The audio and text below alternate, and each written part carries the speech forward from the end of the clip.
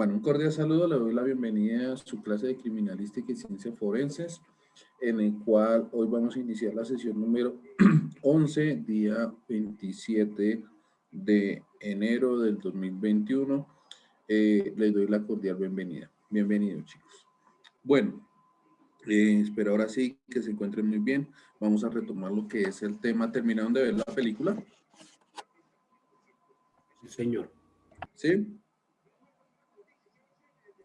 Sí, señor. Bueno, ¿cómo les pareció?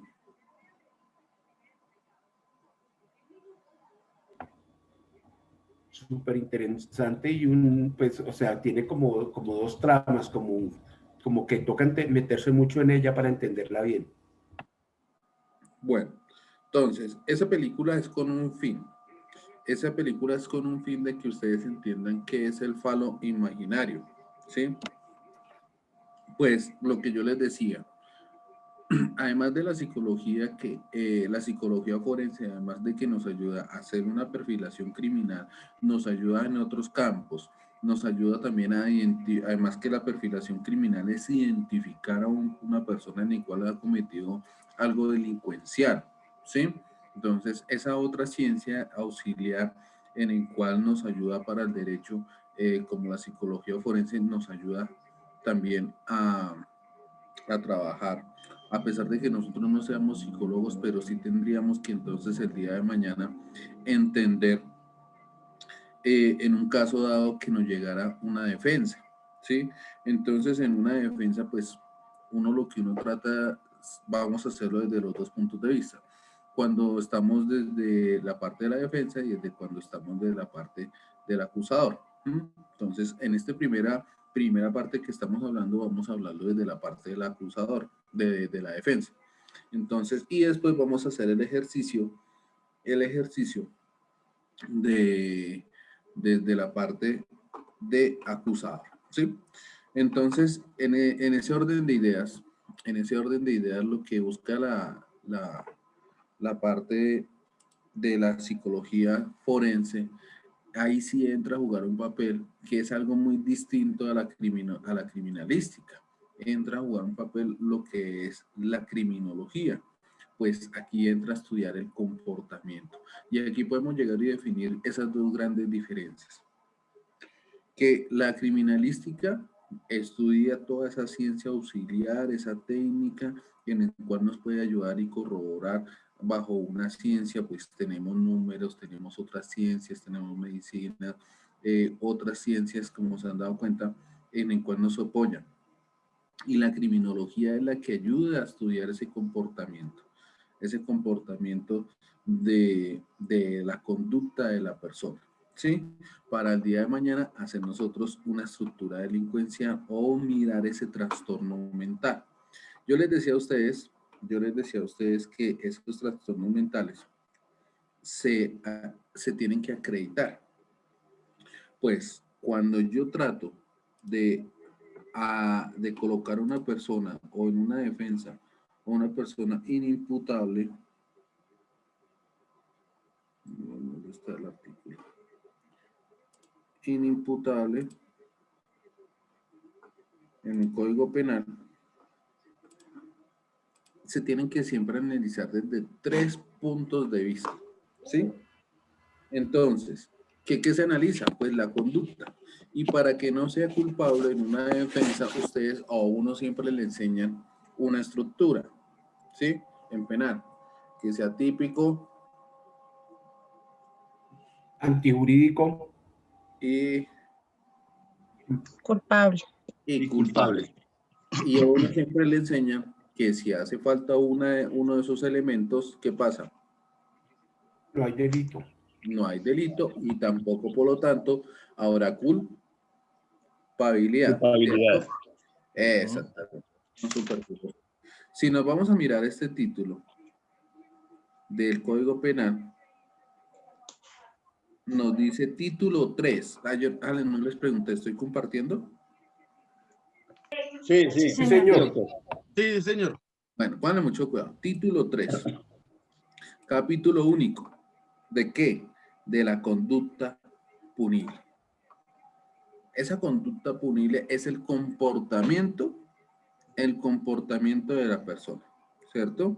¿De qué? De esos delitos derivados o contravenciones que haga la persona, bien sea típicas, antijurídicas o culpables, ¿sí? Entonces lo que yo quiero es que ustedes se vayan dando cuenta que la criminalística es esa ciencia auxiliar en que nos va a ayudar a un acervo de día de mañana o un acervo probatorio, ¿sí? O una vaina de defensa. Entonces, si nos vamos al artículo 33, me pasé. Inimputabilidad, ¿cierto? ¿Quiénes son inimputables? ¿Quién es inimputable? Los menores de edad.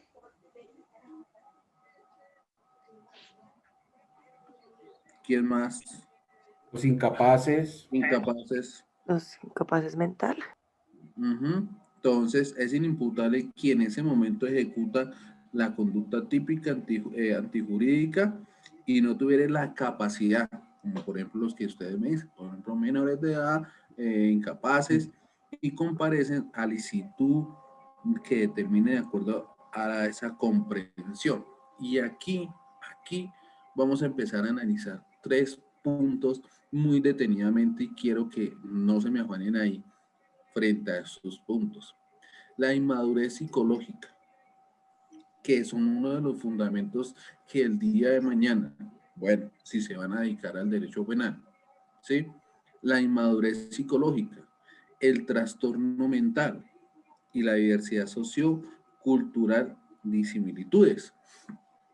Por eso, en la lectura de la que nosotros, o les mandé a leer, de la estructura del capítulo 3, habla de la diversidad sociocultural y estadísticas similares, de la parte del ambiente, si se nace o se hace, desde dónde viene, desde la parte del autor, si es que viene desde la parte desde la parte de los factores del ambiente, de la parte del núcleo familiar, o de la parte de la escolar, o la parte comunitaria.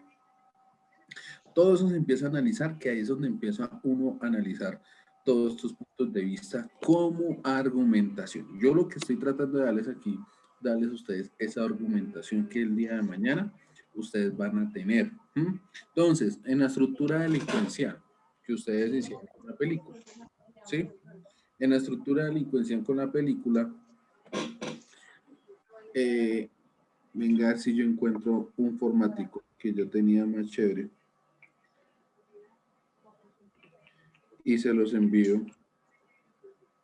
Permítame, lo busco acá.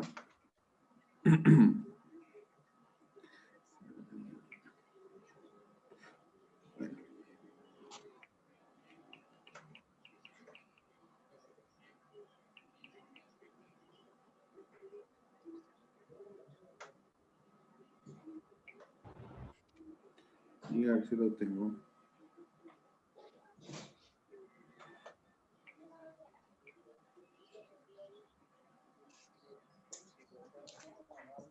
¿Cómo? Ah, mucho. Dieguito Torres, ¿apagas tu micrófono?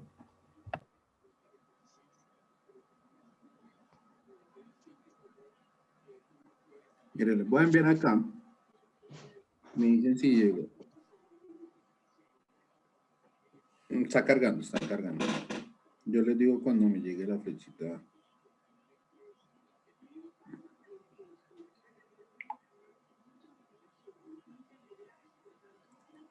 Pixar. ¿Han escuchado de eso?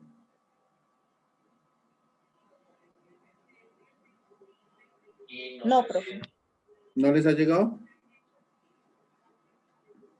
Sí, señor, ya llegó. Bueno, ese documento es un trabajo español y analiza los personajes positivos y negativos, o sea, analiza la conducta positiva y negativa de ese primer capítulo que ustedes leyeron de esa psicología delincuencial.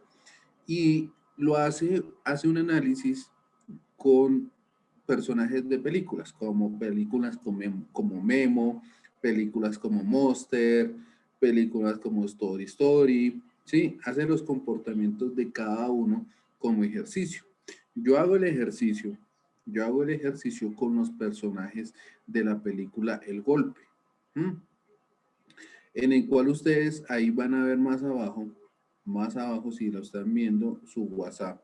Por ejemplo, aparece el de Toy Story. ¿M?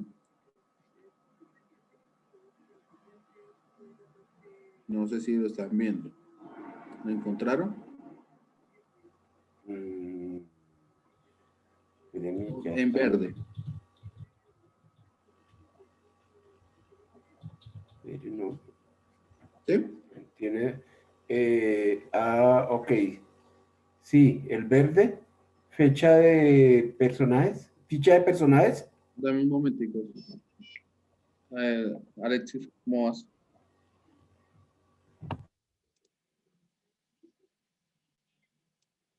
No, pero si necesitas que pase, me dices que necesitas.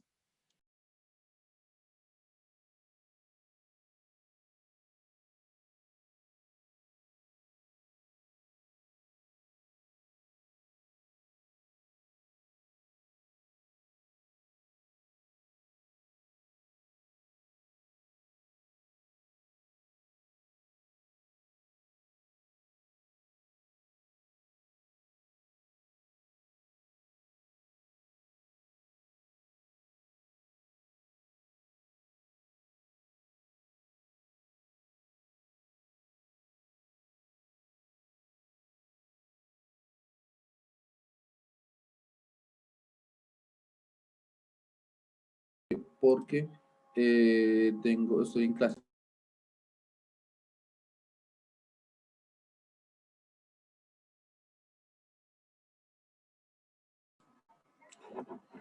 Bueno, qué bueno. Es de la universidad. Entonces, ¿están viendo En la página 24 que dice perfil de los personajes. de Toy Story? Todos los personajes. Sí, Y sí. lo ven en verde. Mire, yo hago el ejercicio cuando estoy trabajando perfilación criminal, les enseño todas estas metodologías. Estas metodologías en el cual también analiza el comportamiento positivo como negativo de la persona. De ahí es donde uno agarra también el capítulo 3 de lo que analizamos de la psicología delincuencial. Entonces, el nombre, sexo, edad, trabajo, bueno, eso no tiene vestuario, y hasta el vestuario también tiene que ver frente al traje, cómo es, porque pues como quien dice, el pasajero se conoce por la maleta. ¿Alguna vez han escuchado ese dicho? Sí, señor. Entonces, si usted ve una persona, digamos, habitante de la calle, una persona que habita en la calle, uno que deduce, ¿cómo haría esa descripción en el vestuario?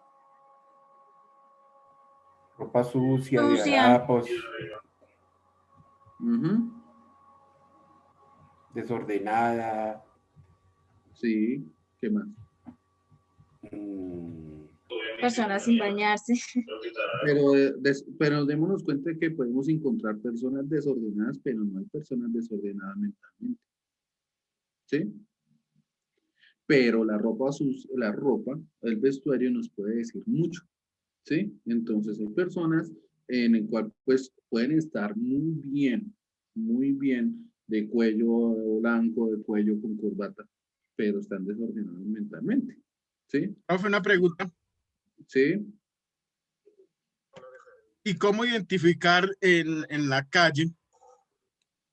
¿Cómo identificar en la calle a las personas que son de la calle o a las personas, con diferencia a las personas que son, por ejemplo, de la policía, del ejército, de aquellas personas como la mamá de una muchacha que se incrustó ahí en esta vida para llegar hasta los asesinos de su hija o la historial de su hija? Una mujer Los audaz. infiltrados. ¿Eso fue algo que salió como en Séptimo Día o en No, algo? eso salió en el noticiero, sí, como en el noticiero, pero es una mamá que o sea, se vistió de indigente para ella meterse como a los barrios donde están esas bandas para buscar a la niña. Pero la Como niña, infiltrada, como exacto, sí. infiltrada. Sí. Eh, No, ¿saben? no Ya para la mataron buscar. en San Bernardo. Es que Exacto, pero no es para esa- buscar los delincuentes, Ustedes los, llegaron pues, a los ver en un asesinos. momento dado bueno, pues, yo poco novelas, pero sí me gustaba, pero hasta cierta parte la llegué a ver.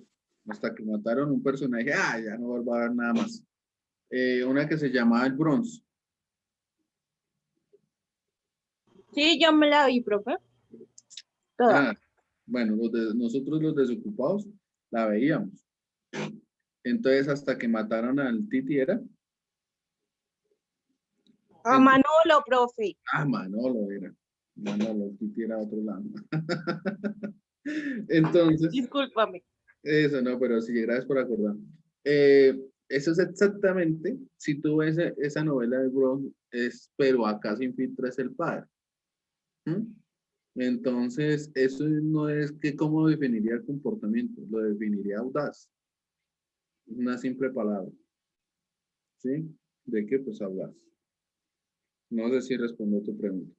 Entonces, fíjense que dentro de la psicología y de la perfilación criminal, el comportamiento y el vestuario viene a jugar un papel importante. ¿Sí? Entonces, si se dieron cuenta en la película, cómo iban vestidos los personajes en el momento que inicia, llamémoslo así, el paquete chileno. ¿Mm? ¿Cómo iba vestido? Se supone que están como infiltrados y como muy bien vestidos. O sea, como que están vestidos elegantes para despistar, ¿no? Sí. Entonces, están bien vestidos, porque si, mire cómo juega también psicológicamente para atraer a una persona, para nosotros atraerlo, y que venga a mí, como la presentación influye mucho. Ténganlo por seguro que si esa persona está mal vestida, esa persona que llevaba ese dinero y que le hicieron el paquete chileno, ¿se acercaría? No, claro, lógico. ¿Sí? Entonces no se acercaría. Entonces, si se dan cuenta, abajo dice la apariencia dentro de las imágenes. Entonces, y hace el análisis con el muñequito de Toy Story, con Woody. Es alto, delgado, tiene el rostro alargado, mejillas, sonrejeadas, grandes, ojos. Entonces, esas descripciones que nosotros aprendimos a hacer frente a la retrato hablado, ahí es donde también se viene a aplicar, puesto que en muchos comportamientos dentro de la criminología, uno de los que empezaron a analizar la parte del rostro, en la parte del padre de la criminología, ¿quién era el padre de la criminología? ¿Mm? Lombroso. ¿Quién? Lombroso. ¿Mm?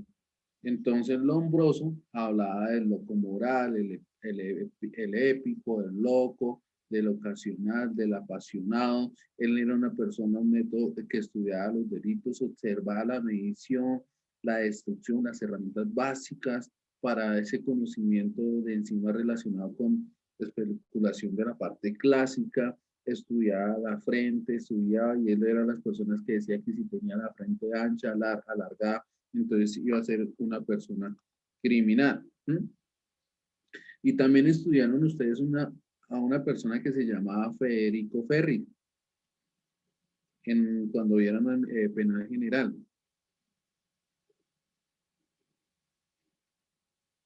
¿Sí se acuerdan? Un gran criminólogo. ¿No lo vieron? Sí, yo sí me acuerdo. Son las teorías del derecho, la teoría clásica, la finalista. Y pues lo que tú dices de Lombroso es cierto, pero Federico Ferri se dedicó más a analizar la conducta, porque es que lo que decía Lombroso es que de acuerdo a la apariencia física de las personas, pues habían atléticos, pícnicos, y un tipo de personas que podía cometer ciertos delitos. Mientras que Ferry se dedicó más en el estudio de la conducta. Y de ahí salen muchas cosas Bueno, que ahorita están en el derecho. el que venía y hablaba que era atlético y que por la estructura del cuerpo también se analizaba la elaboración clásica humana según estimaban las características físicas, a uno que se llamaba, que era como una especie de nombre alemán, Keimer. ¿Sí? Entonces él era uno de los que daba esos conceptos sobre la parte que atlético y todo eso. Entonces se empieza a hablar de ese criminal nato y empieza uno, y todos estos punticos es para sacar y perfilar si es un criminal nato. Y ustedes se dan cuenta que dentro de la lectura, dentro del principio de la lectura, les dice que juega un papel o unos factores importantes el ambiente. El ambiente. El ambiente, el núcleo familiar, la parte escolar, la parte comunitaria. Dentro de las preguntas y dentro de la lectura que yo les dejé a ustedes, se encuentra una clasificación de la criminología. ¿Quién tiene las preguntas? ¿Quién tiene las preguntas? Permítame un segundo, ya las ubico acá, que aquí las tenemos. Yo, profe, Bueno, lee la primera. pero las preguntas de ahora se me perdieron. Ay, ¿Qué es criminología? Defina las diferentes clases. Entonces, en el entendido que la criminología es lo que estamos haciendo. ¿Analizar qué? El perfil criminal, El comportamiento de las personas Del delincuente. del delincuente. Del delincuente. ¿Mm? Entonces, a usted le tocó la defensa del mono de la película. ¿Cómo se llamaba el mono de la película? Johnny Looker. Looker. ¿Cómo me analizan a Looker? Ahora con el capítulo 3.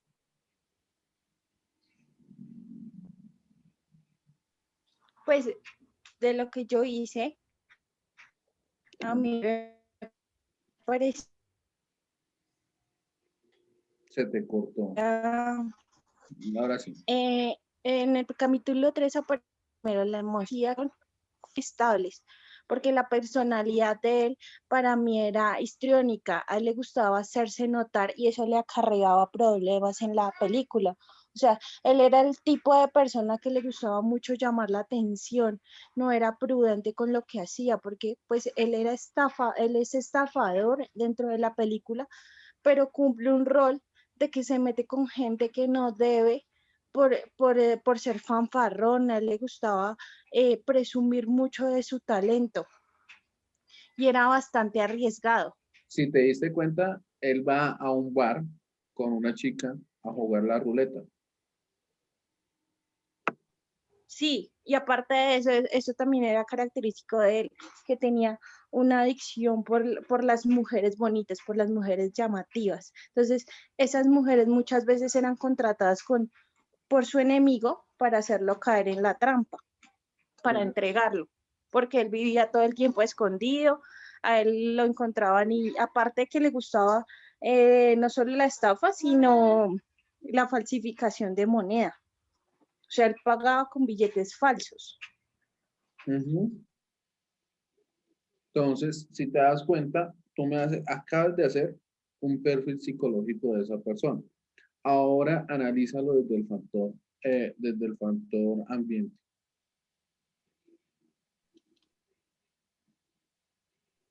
Pues, profe, la película para mí fue creada en los años como 80. Entonces era como la ley del oeste, era como la ley del ojo por ojo. Entonces, a mí me parece que el entorno se prestaba para cometer mucho esa conducta, el juego de póker, el poder estafar a esa gente adinerada, porque los perfiles que él utilizaba bastantes perfiles para poder llegar a esa sociedad de adinerada. Bueno, muy bien. Entonces voy a hacer muy bien. Y acabas de hacer, si tú miras la figurita en el que estamos ahí en el celular, en el grupo, acabas de describir la parte, lo temenario, lo utópico, lo introvertido, lo dominante, lo realista, y sin estar viendo el cuadrito, o lo estabas viendo. ¿Sí? Lo acabas de hacer, que hiciste un perfil. Eso es hacer un perfil. Eso es lo que ustedes tienen que empezar a hacer cuando ustedes tienen un caso en la vida real. Acá estamos poniendo de ejemplo y para que ahora sí, ya le entendí, profe, ¿por qué colocó la película? Ya le entendí. Sí, cada cosa que yo coloco siempre va a tener un objeto o un fin principal frente al desarrollo de la materia. Entonces les voy a poner una pregunta para discusión. Bueno, entonces antes de ponerle la pregunta para discusión y debate, ¿cuáles son las clases de la criminología entendida entonces bajo la lectura en el cual, o clases de la lectura, que era uno de los puntos que les había colocado?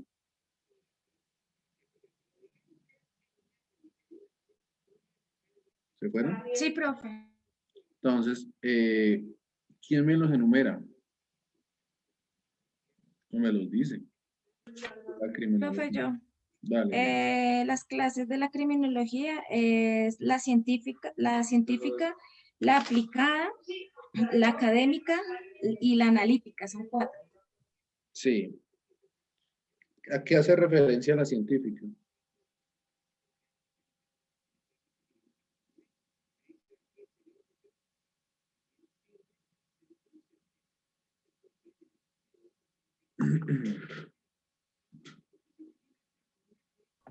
Se constituye por el conjunto de conceptos, teorías, resultados y métodos referidos al objeto de estudio de la criminología, cuya finalidad es aportar u ofrecer un conocimiento científico de fenómeno de la criminalidad. Entonces, uno de esos modelos, Phyllis Britton, dio un sistema de medición, por ejemplo, corporal de unidades a través de la fotografía de la delincuencia y servía para identificar. Entonces, si nos damos cuenta, son partes antropológicas, científicas y que se utiliza tanto la física, a diferencia de otros delincuentes y otros códigos genéticos y que se empieza a estudiar tanto también para ese comportamiento y esa identificación. Entonces, esa es una de las científicas.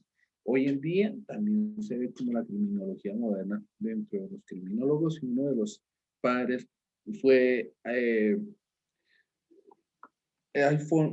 Bertillon. ¿Qué más? ¿Cuál es la otra? Me dijiste, Diana. La aplicada. La aplicada. ¿Cuál era eso? Ese dice que se constituye por las aportaciones de la criminología científica y la empírica, creada por jueces, funcionarios, profesionales que forman parte del sistema penal. La aplicación se puede dar en la formulación de nuevas leyes, en la práctica de la política criminal, y en el tratamiento penitenciario.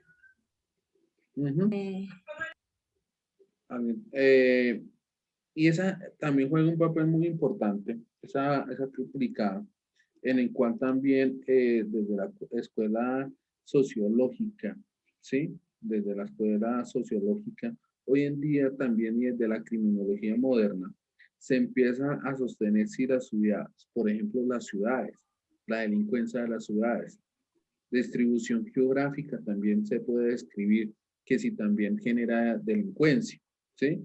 Entonces, ¿quién ha pensado o quién me dice un barrio que dice, yo no voy a ese barrio porque es peligroso? El San Bernardo, profe, del que estábamos hablando. ¿Tú has ido? Sí, señor, yo he cruzado por ahí por mi trabajo, entonces por eso lo digo que uno le da miedo entrar a ciertos sitios. ¿Y por qué tú tienes miedo y otras personas no? Pues tal vez, profe, de lo que a uno le comentan o lo que uno cruza y ve, porque generalmente el sector San Bernardo hay una parte comercial y hay otra parte que es más hacia la cesta, que hay mucho indigente, hay mucha persona, mucho habitante de la calle y se ven muchas, como mucha pobreza. Entonces, de una u otra manera, pues, por eso es que uno va como prevenido para entrar a ciertas partes. Más que pobreza se ve suciedad, se ve desorden. Bueno, no sé si ahí me escuchan. ¿Sí? ¿Te escuchamos? Sí. ¿Me escuchas ahí? Sí. Listo.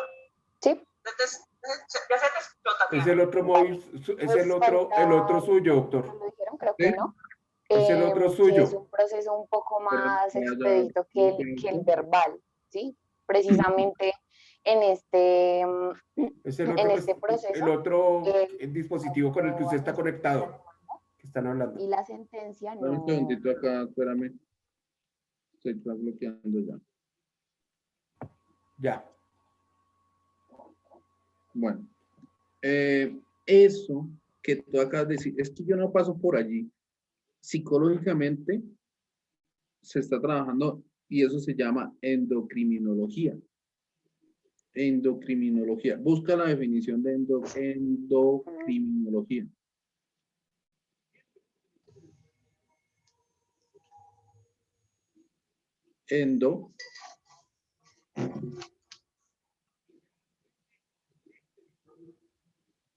¿Qué encontraron?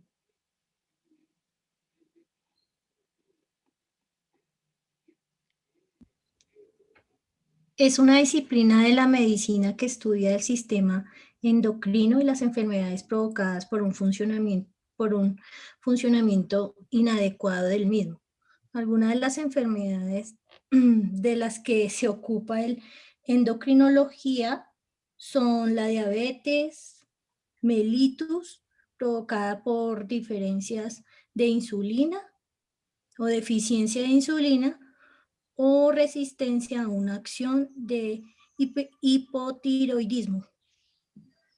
Entonces, esa influencia que tiene esas actividades hormonales en el temperamento de carácter del individuo define el crimen como un desajuste, ¿sí? Endocrinólogo, toda la parte emocional y producto de ese desajuste hormonal también. Entonces, de eso que, como cuando dicen ustedes, me ericé y me pasé por ahí, me ericé. Eso se pasa por esos sectores, en el cual también por esos sectores sectores de, digamos, por esos lados, en el cual también lo desestabiliza. Eso influye mucho. ¿Sí? Yo recuerdo que en algún momento dado, yo nunca entré a lo que era el Brosa, a mí me daba miedo porque pues la verdad nunca tuve la necesidad ni ir por allá ni pasar por ahí, pero cuando yo estudiaba en el 2001 criminalística, desde el año que comencé, en el año 2001 que comencé a estudiar criminalística, y nos tocaba hacer prácticas a medicina legal. Detrás creo que todavía existía el cartucho. Todavía para esa época existía el cartucho.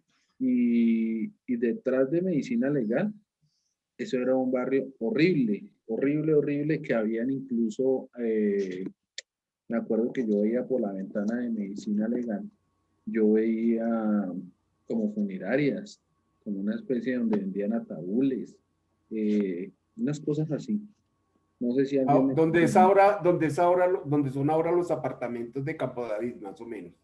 Todo eso era algo de ataúdes, todo eso era de funerarias, toda esa vaina era...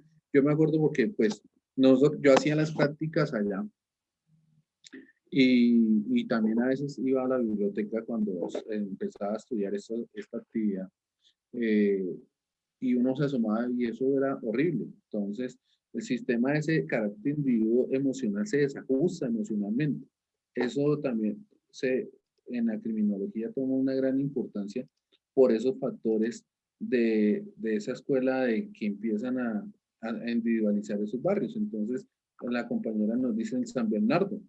Yo nunca he ido en San Bernardo, pero hay sitios que sin necesidad de yo saberlo, nomás por la fachada, yo sé que son peligrosos, ¿sí? Entonces, profe, por lo menos yo tampoco he ido, he escuchado el barrio Las Tres Cruces, algo así, o sea, dicen que eso es terrible, es muy peligroso y que las personas, he escuchado, ¿no? Que las personas que no viven, o sea, que no viven allá, ingresan al barrio, pues las pueden robar, las pueden asesinar, bueno, muchas cosas. Que para entrar a ese barrio tienen que entrar con personas que sean de ese barrio para que no les hagan nada. sí. Profe, Dime. me gustaría dar un punto de vista con base al capítulo 3 y a las diferentes divisiones de la criminología. Hablando de la criminología educativa, de la ciencia y las otras ocho que conforman, toca partir desde el punto de vista que el ser humano se basa en costumbre, en la costumbre de lo que el uno diga, de lo que el otro diga. Y entonces usted, en su costumbre, ¿sí? Usted vive con una ansiedad de otra persona, ¿sí? No podemos entrar allá porque allá es feo, no sé qué más, allá atacan. Y el ladrón, que puede vivir en cualquiera de estos sectores sin discriminar ninguno, él lo ve. Y si usted entra como una persona nerviosa, el ladrón dice, no, ya tengo una figura. Ya tengo a quien coger, ya tengo a quien robar. Solamente porque usted va con esa inseguridad, esa desconfianza. Y tanto como nosotros podemos observar detalle a detalle, ellos también detallan a la persona, ¿sí? No, yo no me coloco esa inyección porque, uy, el dolor. Uy, no, ¿qué tal que me quede un morón? Entonces, eso es lo que nos queda a nosotros cuando nos dejamos seguir de lo que diga el uno, diga el otro. Uy, si yo me monto en el Transmilenio, ¿será que me voy a contagiar del COVID? Uy, no, yo mejor no salgo a la calle. Entonces, todo eso se va calmando en la mente de la persona y usted no pasa por esos sectores, ¿sí? Y no se mide por esos sectores porque usted tiene esa inseguridad de lo que han dicho otras personas, pero no lo ha visto usted en su cuerpo. Exactamente, gracias, tocayo. Si tú dices barrios que uno dice son peligrosos, ¿y por qué, por ejemplo, Castro, la compañera Castro, dices que has pasado por ahí, o dices yo no lo he pasado? Diana dice, yo he escuchado, pero ya le generaron esa incertidumbre de que existe una delincuencia, ¿sí? Entonces, ¿y cómo lo sé? Y uno psicológicamente, ¿cómo hace uno para saber las cosas? ¿Sí? ¿Cómo sé cuando usted tiene, cómo sé cuando usted, ya le coloco un ejemplo, cómo sé, recuerdo que alguna vez un profesor nos colocaba, ¿cómo sé cuando estoy triste? ¿Cómo sé cuando una persona está triste? ¿O cómo sé que estoy triste?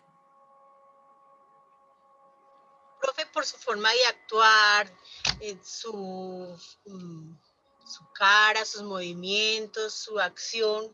No, pero sé porque estoy triste porque he sido feliz. Entonces, el contrario de lo otro es por eso. ¿Cómo sé por qué lloro? Porque pues toda la vida no he estado llorando, conozco la felicidad y conozco la tristeza, ¿sí? Entonces, lloro cuando estoy triste y conozco la felicidad cuando río. Algo así, ¿sí? ¿Cómo sé si la infidelidad? Entonces, pues, no, es un dolor. ¿Cómo conozco el dolor? Porque no siempre he tenido dolor y otras veces sí he tenido dolor, ¿sí? Entonces, Diana dice, yo no paso por las Tres Cruces, solamente por las dos, porque es un barrio peligroso. Entonces, esa psicología delincuencial se lo va generando uno desde la parte de la criminología, y importante desde la criminología moderna, desde la sociología, y sostiene esa delincuencia de distribución geográfica, ¿sí? Eso juega también un papel importante. Y ese papel importante de esa situación geográfica, empezamos a hacernos una pregunta que Giovanni hacía del factor ambiente. Entonces, si yo estoy en un lugar como San Bernardo, ¿el delincuente nace o se hace? ¿O juega un factor? O la otra pregunta, ¿juega un factor importante la familia? Otra pregunta, ¿o viene genéticamente entonces que nazca yo delincuente? ¿Sí? Que son preguntas que se hacían dentro de la lectura de la bueno, vamos a mirar quién que por ahí levantado la mano. Giovanni, demos la palabra al tocayo.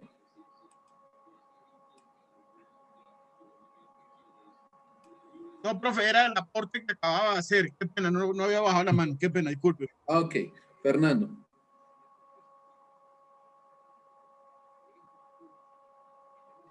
Bueno, doctor,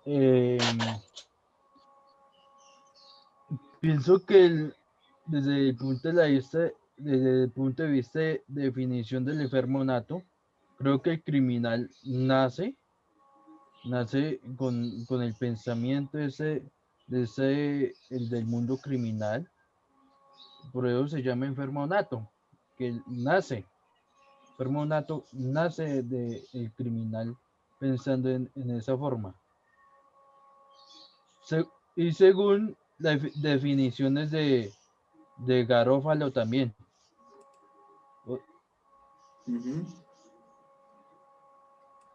Esa que viene de la genética. Garófalo viene de la parte del positivismo moderno, ¿sí? En el cual analizó la parte de la criminología de esas nuevas disciplinas, teniendo en cuenta lo que ya había dicho Lombroso, ¿sí? De esas conductas nocivas. Entonces, démosle la palabra a Joana Segura. Bienvenido. Doctor, buen día. Yo creería que se hace, porque depende el tipo de, como en la sociedad donde se encuentre, depende la comunidad donde esté, su estrato social. Desafortunadamente eso implica porque hay muchas personas que como quieren salir adelante, como otras que quieren entrar en ese tema de la delincuencia por la facilidad. Vale, muchas gracias por su participación, Joana. Kaylee Camargo. Sí, profe, yo quiero decir dos cosas. Y la otra es una pregunta de lo que acabas de decir. Bueno, la primera, mi aporte sobre la criminología es que para mí es de acuerdo al entorno, porque la criminología crea políticas criminales para combatir esa conducta en esos sitios. Entonces, no podemos, no es por diferencia ni nada, no podemos adoptar políticas que no pasan, digamos, en barrios como Alcalá, a las que se adoptan en Voz a la Esperanza o en Roma. Entonces, eso es lo que hace el criminólogo, analizar los tipos de conductas que pasan ahí y adoptarlos para crear políticas criminales de combatir eso que está pasando. Sobre lo que estaba diciendo Fernando, esa es la teoría del iter criminis, que el criminal nace y no se hace. Pero en esa teoría también dice que hay muchos factores cuando los niños son abandonados, cuando de pequeños les gusta pegarle a los perritos. Dicen que son tendencias a ser maltratadores de mujeres. También hay un programa muy chévere en Discovery Channel que se llama Índice del Mal. Hay una teoría también que dice que cuando los niños se pegan mucho en la frente, eso desarrolla el instinto negativo y el instinto de maldad del ser humano. pero obviamente son teorías. No quiere decir que todos los niños, porque todos los niños en una edad se caen mucho, vayan a desarrollar eso. Yo creo que es más del entorno sociológico en los que ellos se desarrollan. Ahora mi pregunta, de acuerdo a lo que tú estabas diciendo sobre la criminología de que mis compañeras decían que no pase, yo quería preguntarte algo. Digamos, yo le tengo miedo a los indigentes, pero mucho miedo, porque algún día en mi otra universidad iba para el consultorio jurídico en el Parkway y en Profamilia bajando para el Parkway y un indigente me escupió la cara. Pues yo no me di cuenta porque yo lo vi normal, pero de un momento a otro él me escupió la cara y yo lo que hice fue salir corriendo y de ahí yo veo a los indigentes y yo sudo, me tengo que cambiar de andén, yo prefiero darles la moneda, salgo corriendo porque a mí eso me generó mucho miedo. Yo siento que todos me van a hacer daño. Entonces, eso también sería un estudio criminalístico o criminólogo. No, te creaste un falo.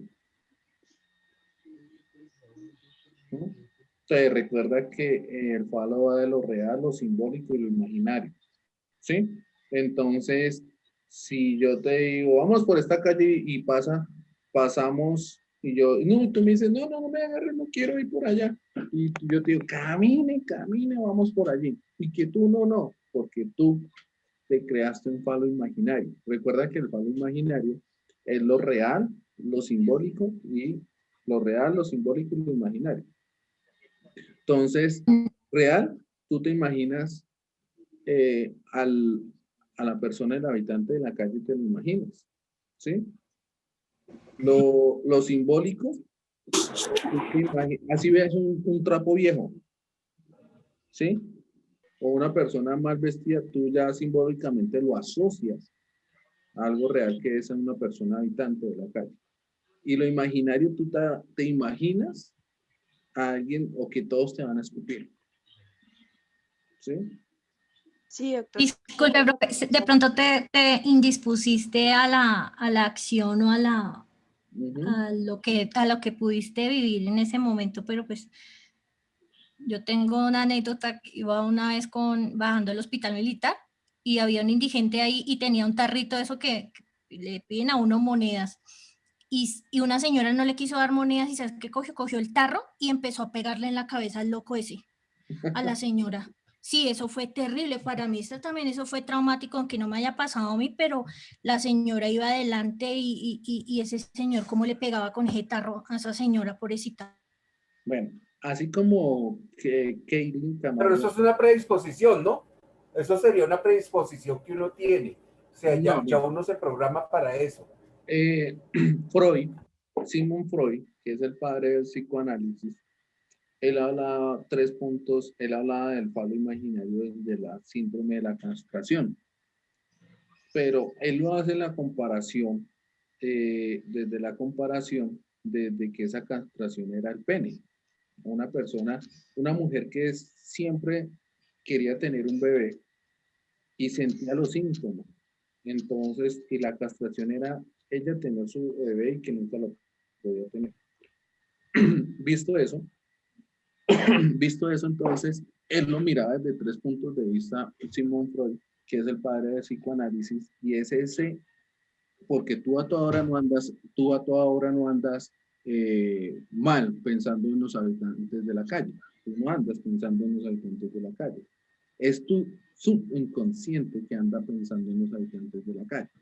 ¿Cuál es el subconsciente? Les voy a poner un ejemplo. Y me dicen si les ha pasado o no les ha pasado. ¿A ustedes les ha pasado alguna vez que van por la calle o van de salida o van bajando las escaleras y usted va hablando con alguien y cuando de un momento a otro, pues madre, la llave las dejé, la billetera, la plata, el celular, las gafas, las llaves, la tarjeta de Transmilenio, y tú no ibas pensando en eso, ibas con una persona hablando? ¿Les ha pasado? Sí, sí, señor. ¿Sí? Sí, señor. Eso se llama el subconsciente. ¿Sí? Entonces, lo que ella activa, o sea, lo que yo le digo, tú a toda hora no andas pensando en en un habitante de calle, solamente cuando lo ves, ¿sí? Entonces, también ese subconsciente se activa así momentáneamente. Y eso decía Freud. Entonces, por ejemplo, yo, ay, pues madre, ¿qué hice? Yo estaba hablando con ustedes y yo de un momento a otro, ya, pues, pucha, tengo que calificar un examen, ¿cierto? ¿Qué íbamos? Subconscientemente, fuera del consciente de lo que estamos sintiendo, consciente sintiendo, yo me salí de ese contexto.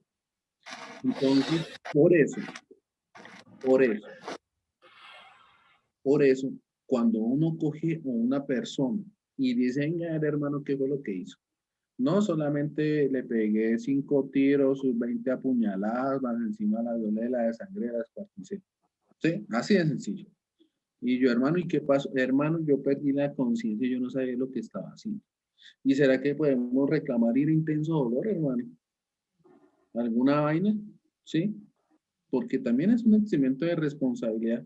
Pues yo no sé, hermano, pues yo me ensayadiné. Yo cogí y leí como a rata a esa persona y tin, y me perdí. Van a haber clientes así. ¿Sí o no? Van a haber clientes así. Entonces, lo que usted tiene que empezar a sustentar es buscar qué, cómo sacar ese cliente. ¿Sí o no? Ese es el trabajo de nosotros. Ese es el trabajo de nosotros de cómo vamos a sacar ese cliente. ¿Cómo lo vamos a sacar? Por eso yo les he mostrado a ustedes, permítanme ver dónde están. Les he mostrado a ustedes desde qué punto íbamos a empezar a analizar la inimputabilidad, ¿sí? Desde esa comprensión que estamos haciendo acá ahorita. Esa comprensión que estamos empezando a analizar. ¿Qué es esa comprensión? ¿Cómo se clasifica esa criminología? Entonces, si es una inmadurez psicológica, es un trastorno mental. Entonces, esa inmadurez psicológica ustedes mismos me lo están diciendo. Me lo estaba diciendo Giovanni. En el entorno familiar. Porque lo aprendí de mi papá, era inmaduro. Lo aprendí en mi familia, lo aprendí en la escuela. ¿Sí? O lo vi. Y psicológicamente cada vez que yo veo eso, me ensayallino. Entonces, como me decía aquí la compañera, cada vez que yo veo a un habitante de la calle, yo cojo cascarlos, porque alguna vez le pasó algo y le generó un trastorno mental. Por eso también se analiza la diversidad sociocultural. Por eso, para poder entender el falo y esa partecita que vamos a aprender a sustentar, quiero que veamos un video de 5 minuticos y 30 segundos para ver y abrimos las preguntas y aclaramos eso del falo, ¿sí? Para poder declararlo. ¿Están viendo ahí qué? Lo del artículo 33, sí. Sí, señor. El trastorno. ¿Cómo declaramos la inmadurez sociológica? Y después, ¿cómo declaramos esa inmadurez sociológica a través del falo? Y al otro, un trastorno, ¿cómo lo vamos a declarar? Con el manual. ¿Listo? ¿Sí? ¿Hay alguna pregunta? Bueno, entonces voy a compartirles acá un videito de 5 minuticos que quiero compartirles del falo. Es como lo más sencillo que yo he visto para entender. Recuerden que el falo no es solamente el pene como lo explica. Entonces cerremos los micrófonos.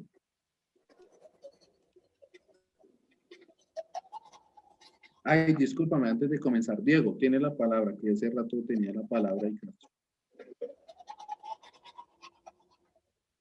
Sí. Doctor, compañeros, buenos días. ¿Cómo estás, Diego? Bien, gracias, doctor. Bueno, doctor, yo quería pues mi aporte va referente a la formación criminal. Pues de pronto uno dice que el criminal se nace o se forma. Yo pienso que de acuerdo al hombre como ser social, yo pienso que el criminal no nace, sino que se forma. De pronto, en ese sentido, cuando el hombre se va moldeando y se va formando intelectual y académicamente, ¿cierto? Eso es el impacto social. Entonces, uno puede visualizar más o menos que de pronto, así como a manera de ejemplo, dicen que todos los criminales están en determinado contexto, ¿cierto? Pero la pregunta es, ¿será que realmente allá están todos? ¿O es que el factor social, el factor económico los lleva, los obliga a que estén allá? Y de pronto la pregunta que nos debemos hacer es que cuando las necesidades fisiológicas y biológicas no se perciben por X o Y circunstancias, pues realmente estas personas, sin tratar de defenderlas ni nada, pues estas personas tienen que conseguir su sustento diario y esto y lo otro, ¿cierto? Entonces, esto que lo hace por primera vez lo hacen como por ensayar, de pronto da resultado. Y de pronto esa vez que da resultado, pues hace que se forme una cotidianidad. Que entonces, no, ya mañana, pues hoy fue muy bien y mañana hacemos lo mismo. Y también lo ven desde la parte cuando uno como administrado ve la administración, que es peor que el mismo administrado, ¿cierto? Vemos que la corrupción aquí en Colombia, en Sudamérica, es una de las más grandes en todo el mundo. Entonces, ¿usted qué ejemplo está recibiendo? Entonces, mire que uno se va formando en ese sentido se va formando a no respetar lo ajeno, a respetarme a mí. Y primero mis necesidades, como dicen por ahí, primero yo, segundo yo y tercero yo.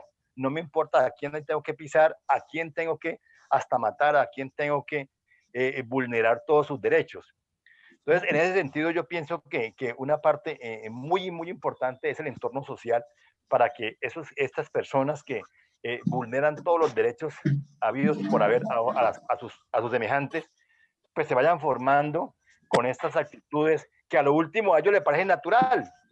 ¿Sí? Ellos de pronto pueden, no sé, nunca he hablado con una persona de estas, pero uno viendo estas películas que el doctor nos ha puesto a analizar, pues a ellos les parece normal, o sea, matar a alguien ya es parte de la actividad de ellos, lo han interiorizado tanto que ya es parte de su misma formación.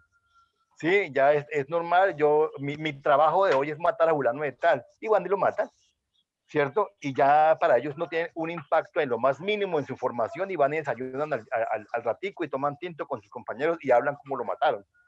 Entonces mire doctor, que ahí también incide mucho nuestro quehacer. Nosotros como personas individuales que tenemos un poco de capacidad, podemos llegar a contribuir a que esto pues tenga cierto impacto frente a nuestro país. Yo, por ejemplo, usted, Ulanito, Pepito Pérez, podemos poco a poco contribuir en todo eso, porque el objetivo no es pararnos afuera y decir allá en tal contexto son un poco de criminales, yo no puedo ir. Sino desde nuestro punto de vista, yo como un granito de arena, ¿qué puedo hacer para tratar de sacar a alguien o al menos darle un consejo, darle una idea diferente hoy al que ellos tienen para mañana? Entonces, ese sería mi aporte, doctor. Gracias. Ya te doy la palabra, Castro. Difícil, y gracias por el aporte, Diego. Pues yo soy desde la teoría, aquí dejamos abierto su teoría, si nace o se hace, ¿sí? Pues en la lectura del tercer capítulo habla de si se nace o se hace o si viene de la parte genética, ¿cierto? Entonces es difícil, Diego, darles un aporte, porque ya no importa el juzgamiento, ¿sí? Ténganlo por seguro que las personas que estamos acá, ¿cuántos participantes hay?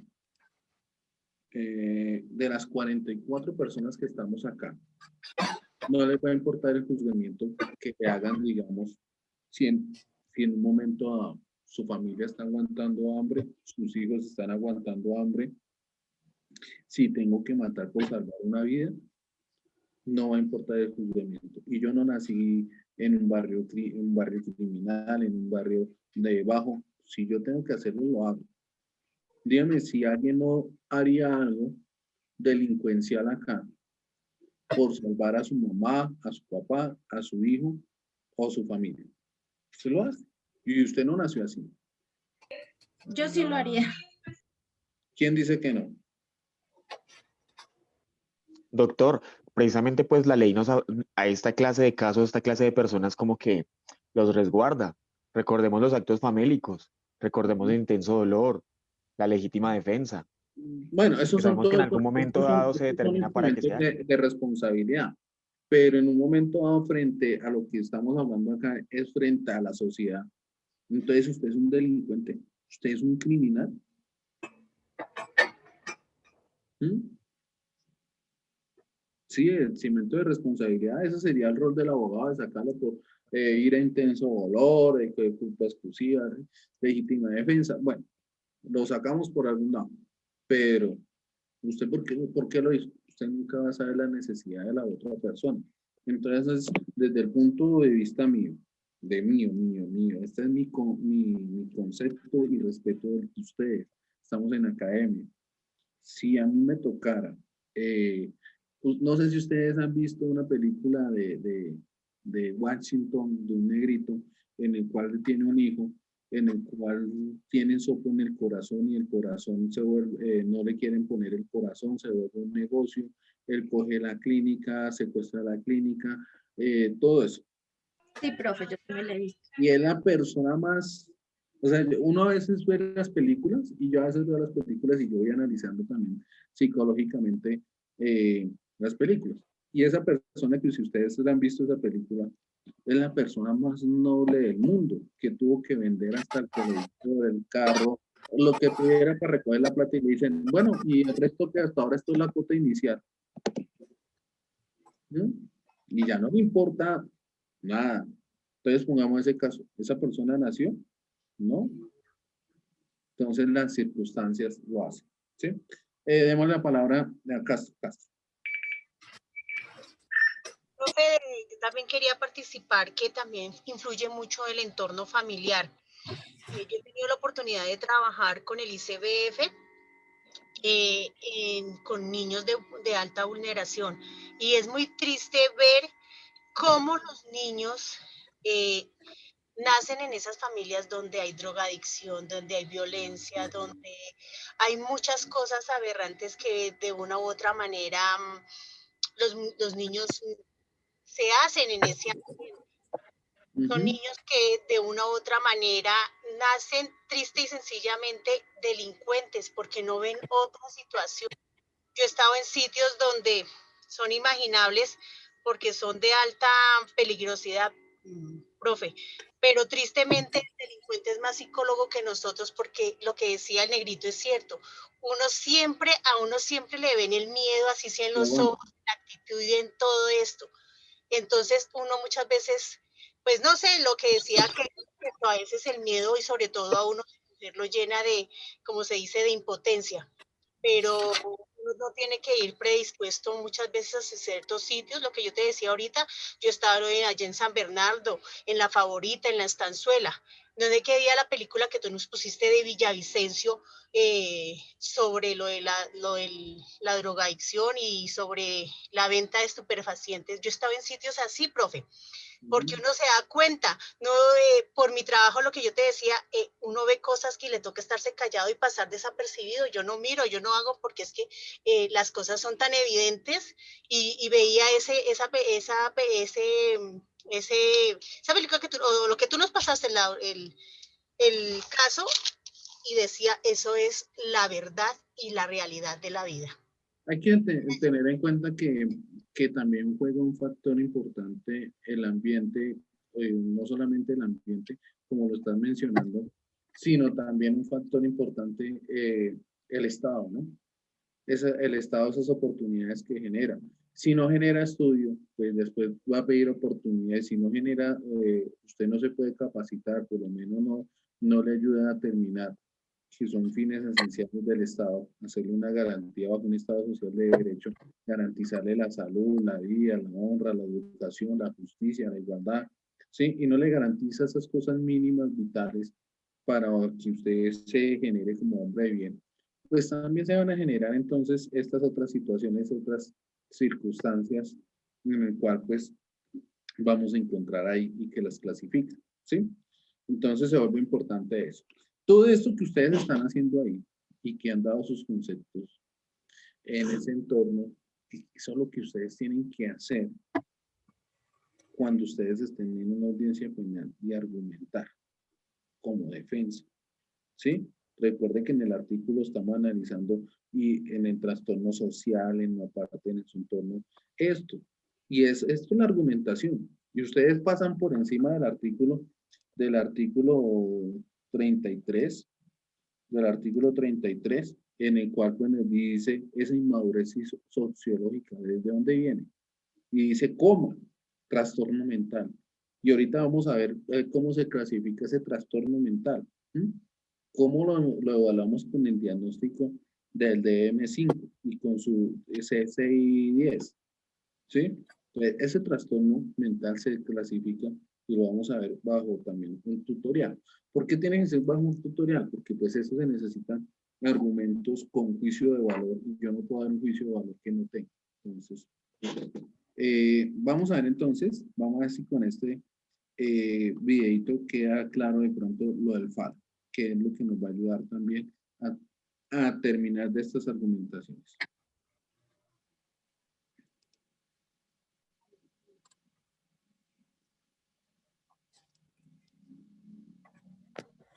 Hola, ¿qué tal? Bienvenidos nuevamente al Club de Lectura Psicoanalítico. Espero se encuentren muy bien y vamos a continuar con esta serie de videos. Vamos a iniciar con el concepto de castración desde el punto de vista lacaniano, así que vamos a hablar del falo. Jacques Lacan fue el que elevó el vocablo falo a la categoría del significante. Todo esto a partir del complejo de Edipo. Como hemos visto en los videos anteriores, hemos nombrado el complejo de castración al complejo de Edipo, principalmente porque en la tragedia griega vamos a encontrar que Edipo no tuvo complejos. Él asesinó a su padre, se acostó con su madre y tuvo hijos con ella. Entonces, nosotros estamos ubicados en un sistema cultural. Esto quiere decir que en algún momento de la evolución del ser humano se tuvo que haber dado una prohibición de lo incestuoso, que fue algo en contra de lo natural para preservar la especie. Entonces, a partir de donde surge el complejo de castración, que es lo que nos sumerge dentro de una cultura. El falo es el deseo de la madre. Inicialmente, es una de las diferencias que hay en el complejo de Edipo de Lacan y el complejo de Edipo desde Freud, que desde el deseo de la madre de engendrar un hijo ya vamos a encontrar el falo. El complejo de castración no es, a decir verdad, el órgano anatómico peniano, sino su representación, ya sea bajo la forma imaginaria o la forma simbólica. Inicialmente vamos a tratar de categorizar en la medida de lo posible lo que es el falo imaginario y lo que es el falo simbólico. Vamos a hablar del falo imaginario. En este falo imaginario vamos a encontrar diferentes factores, que es el factor anatómico, el factor liminar, el factor fantasmático.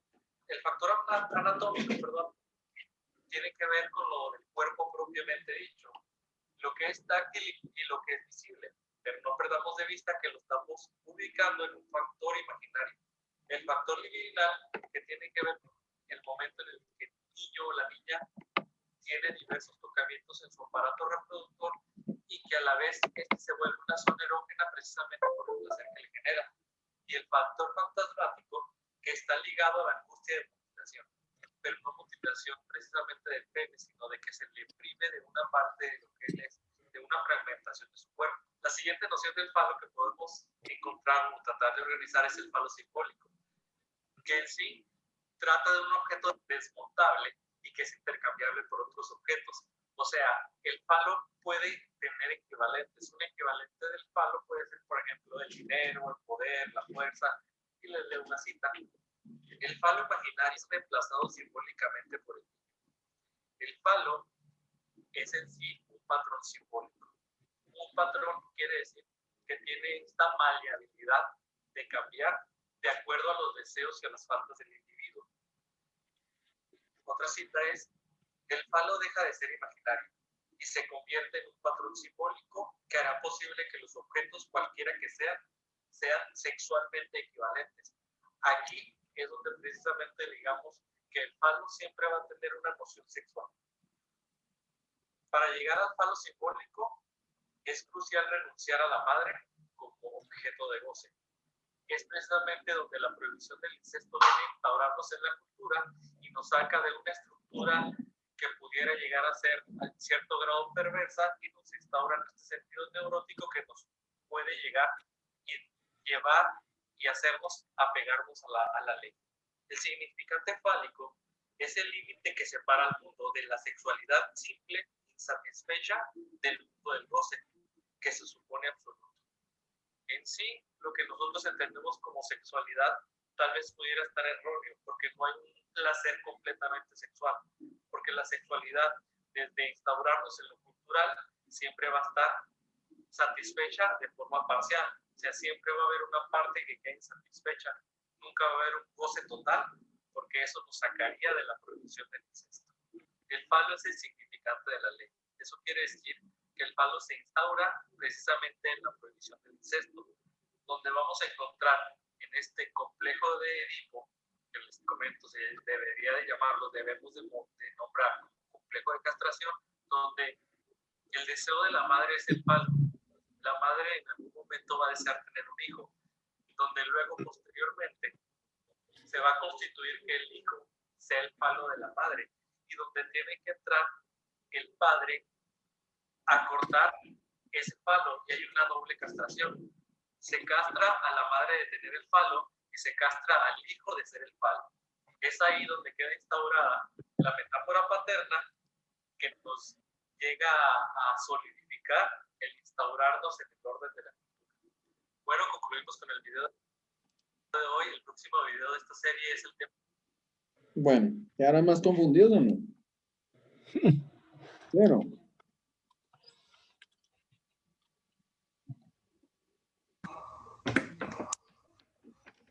¿Sí o no? ¿Quedaron más confundidos? Bueno, explicarse lo más sencillito, más básico.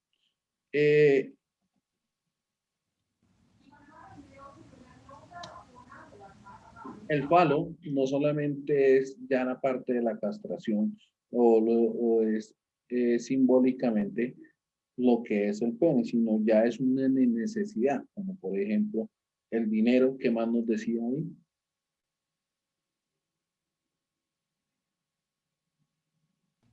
Profe, yo tengo como otro concepto respecto a eso, no sé si me deja.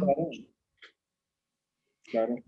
O sea, a lo que yo he conocido de lo que es ser falo o ser fálico. Aparte de ser del miembro viril, son aquellas mujeres que son empoderadas y que no necesitan, o sea, en psicología, y que no necesitan de pronto estar, digámosle, como con la figura del hombre, porque si lo vemos en la sociedad, el hombre pues es el fuerte, es el que ayuda, ¿sí? Hay mujeres que simplemente en la parte psicológica son fálicas. Son mujeres empoderadas que quieren ser prácticamente como un hombre, no necesitan estar con ellos para ser grandes y para ser, tener como como un reconocimiento ante la sociedad. Entonces, hay mujeres que sí se ve mucho, en esta época se ve mucho esa figura. Entonces, eso es lo que realmente yo sé de lo que es fálico. Bueno, vamos a aclararlo, y la idea era confundirlo. Entonces, el falo imaginario, por eso es que cuando ustedes en ese trastorno mental o en esa parte que veíamos acá acá en el artículo donde nos dice esa capacidad de comprender solicitud, esa inmadurez sociológica, usted lo puede demostrar con un falo. Usted lo tiene que aprender a sustentar con un falo. ¿Sí? Entonces, me salí, ¿cierto? Porque estaba rayando. Sí, señor. Sí, profe. Ahí está diciendo que los fotos bonitos. No, ahí quedaron. Ya. Ahí están, ahora sí. Sí, señor. Sí, profe. Bueno, esta es una persona que le están pegando juguete, le están dando juguete. ¿Sí? Yo soy malo para los dibujos, pero bueno. La idea es eso, aquí le están dando en la colita. Entonces, lo que yo le decía, lo real, cuando una persona le dice, le voy a decir a su papá que usted se está portando mal. ¿Qué se imagina él? El padre. ¿Cierto? ¿Qué se imagina simbólicamente?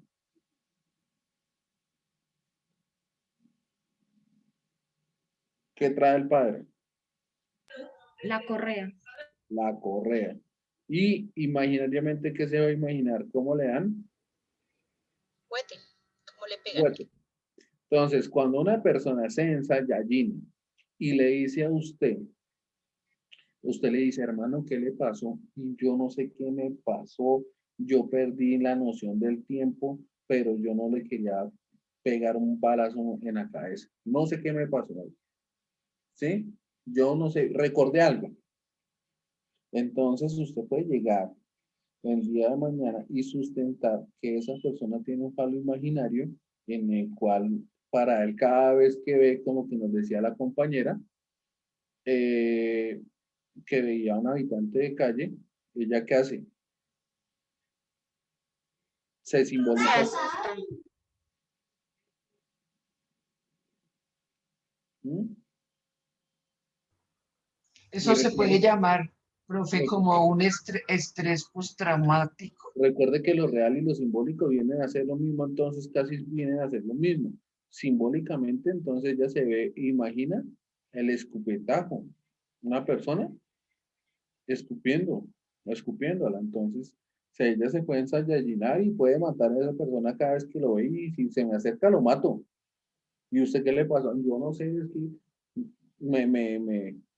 me perdí, porque vi a este man y me desconcentré, me bloqueé y no supe qué hice. ¿Y qué pasó? Pues yo no sé, solamente que le pegué 5 apuñaladas.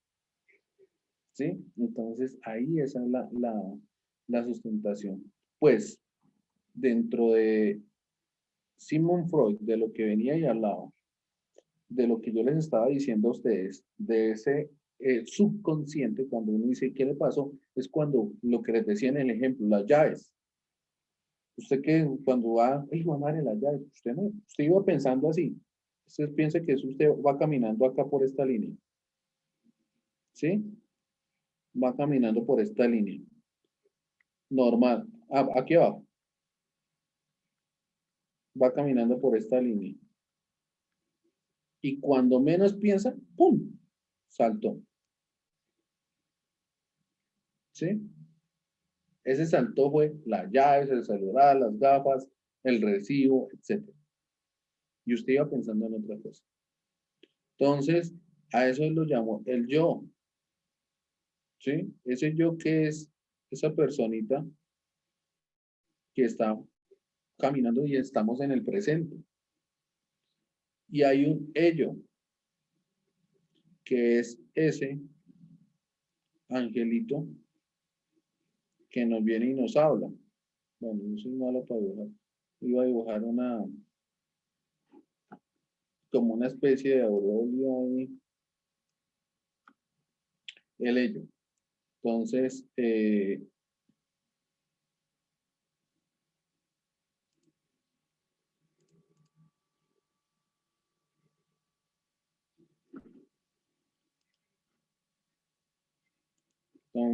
esta personita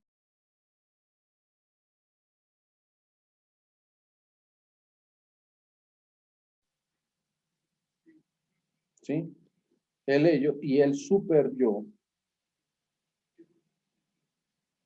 es ese diablo, ¿sí? Que nos habla y nos hace sentir o hacer otras cosas, ¿sí? El ello y el super yo.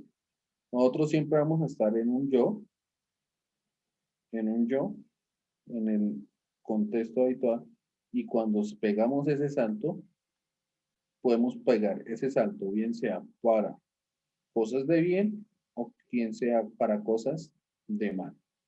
¿Sí? Entonces, son reacciones que puede uno tomar y las personas pueden tomar. ¿Sí? ¿Qué preguntas tienen? ¿Más confundidos?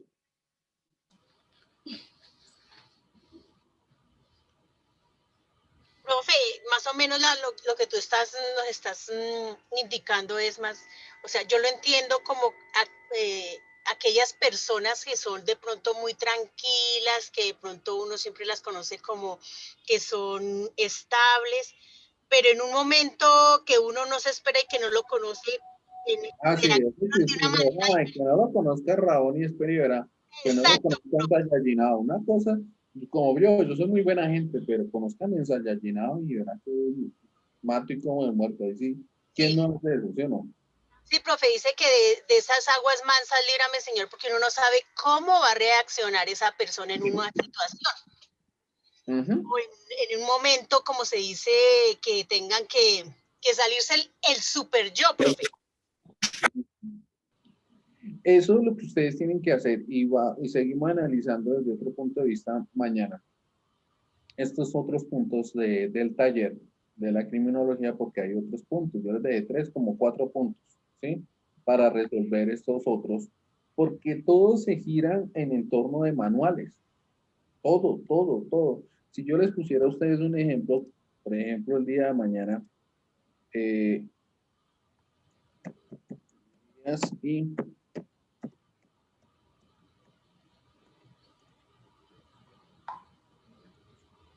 escribo guías y protocolos de medicina legal.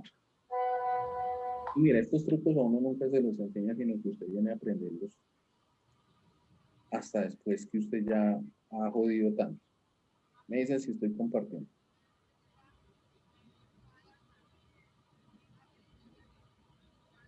Sí, profesor, compartiendo. ¿Sí? Entonces, mire, le doy guías y protocolos de medicina legal. Le doy guías. ¿Sí ven que se desplaza? Entonces, digámosle a... ¿Quién está por ahí? ¿Se apagaron todas las cámaras? Ah, bueno. Acá el compañero que me pasó las horas. Diana, Porero, escoge una guía y un protocolo. Ay, qué mal, que le iba a minimizar. Guías y protocolos. ¿Me dicen si estoy compartiendo? Sí, estás compartiendo. Listo. Escojamos guía de recomendaciones para la investigación judicial, atención y prevención de las muertes con sospecha de feminicidio. Es como la tercera, la cuarta. La tercera, profe, es la tercera. 1, 2, 3. Esto. Entonces, un feminicidio es un comportamiento de una persona.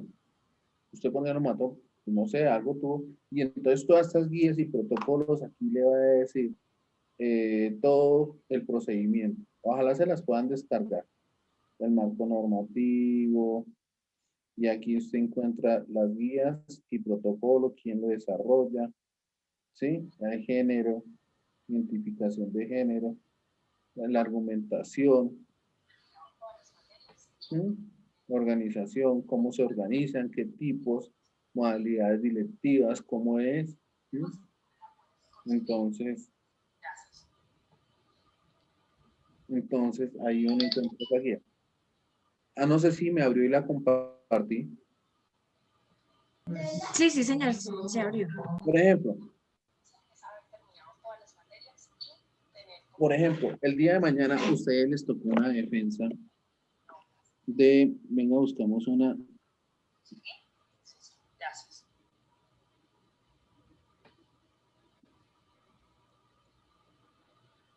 Materias terminadas. decía, ustedes ven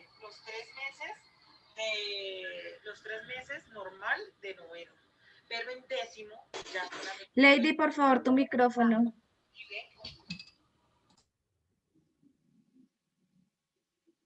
Hay una práctica de niños. Vean, guía, ustedes les tocó, por ejemplo, de defensa, defender a una persona que, adolescente presunta víctima de delitos sexuales, ¿sí? Entonces, eso tiene un tratamiento, un procedimiento frente a una cámara de GESEL, etcétera, todo eso. Y acá todas esas guías y protocolos, y si no establecen estas guías y protocolos, no están dentro de ese procedimiento, en una sustentación de una audiencia, puedes decir, eso hace falta, está mal hecho, ¿sí? Mira las otras que encuentras, psiquiátricas, forenses,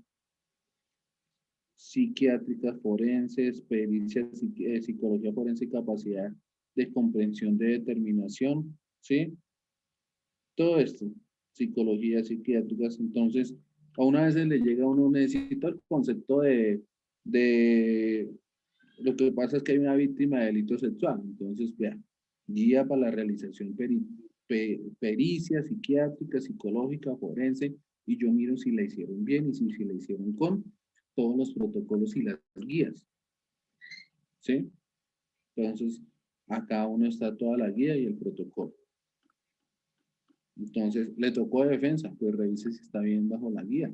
No solamente la normatividad que vamos a encontrar, que es el artículo 33. Eso es una parte, ¿sí?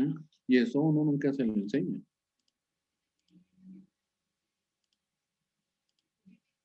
No sé, ¿preguntas?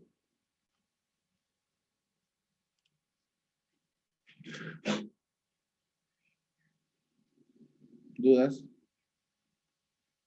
Profe, no me quedó claro. Estas guías son para cuando estemos defendiendo, digamos, un violador de niños, para guiarnos, como así, o sea, Sí. Mejor dicho, no me quedó claro. Para cada procedimiento hay una guía. Escribe tus guías y protocolos en tu computador de medicina legal.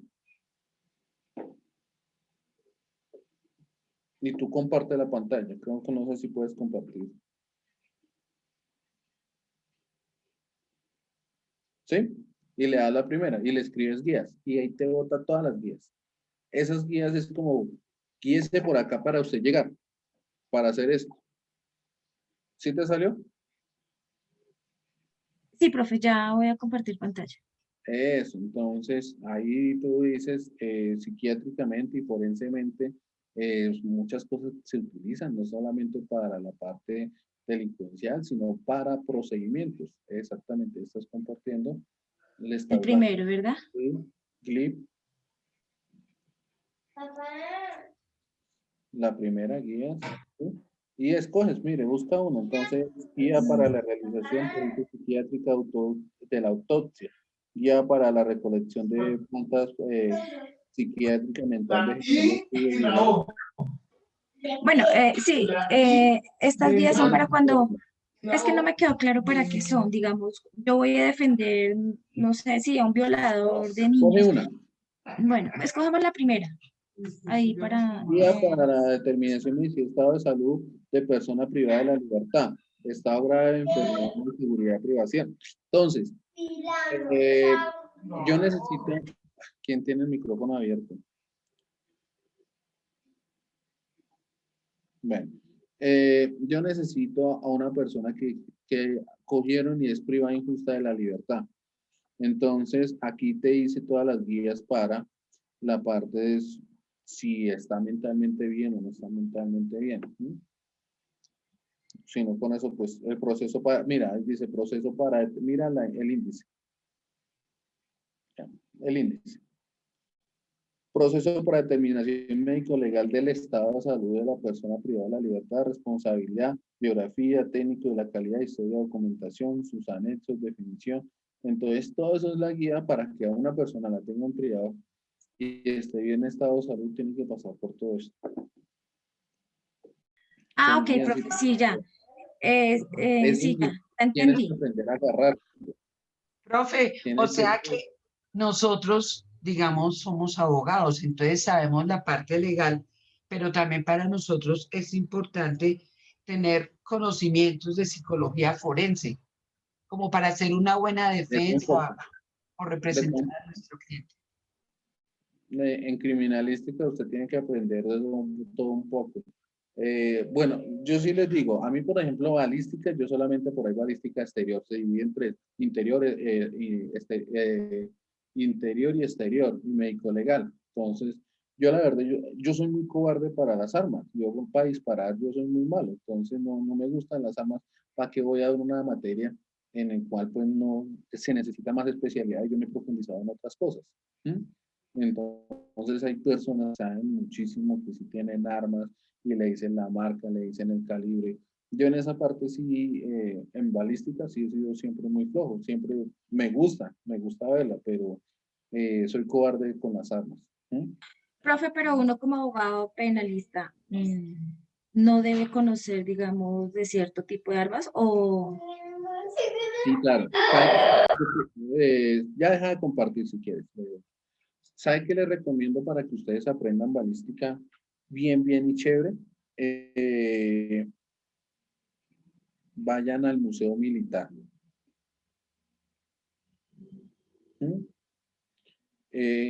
Usted va al Museo Militar y encuentra los tipos de pólvora, cómo comenzaron, las estrías, qué es un ánima, todo eso, ¿sí? Tipos de armas largas, cortas, y usted va a encontrar todo eso. O al Museo de la Policía. ¿Saben dónde queda Luis Ángel Arango?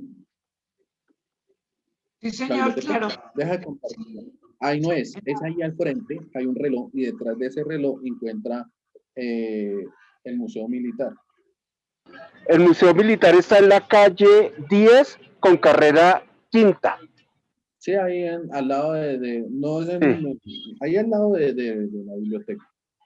Y el Museo de la Policía que queda en la calle 9ª, entre 9ª y 10ª.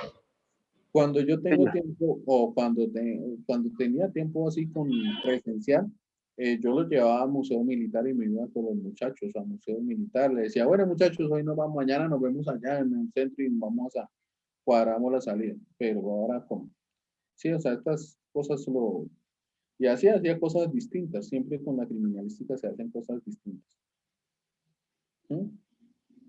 Bueno chicos, entonces, dudas, inquietudes.